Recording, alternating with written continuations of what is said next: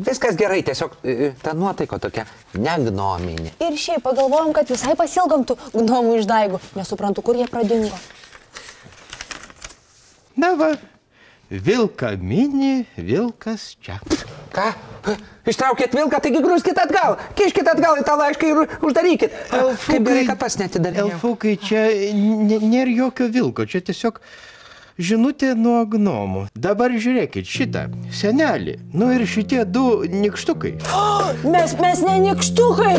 Čia mes tipo žemiau pasirašiusiai. Gnomai, šlykščius, bjaurius, besarmačius, klaikius, šiurpius ir kiti bjaurybės. Norime pasakyti, kad nepatinka.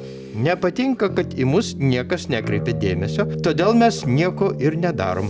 Ir iš viso išvarysim, dingsim iš šito miško ir turbūt čia savo likite savo, nuobodylos. Taip, yra visokių ten dainų pas jūs apie viską, ten briedžius raguotus, pyragus taukuotus, o apie mus, Greitai sukuria dainą apie mus, arba, na, jau sakėm, tai yra, rašėm, ne viso geriausio. Greitai, sakau, sukurkit mums dainą. Susidomėjai?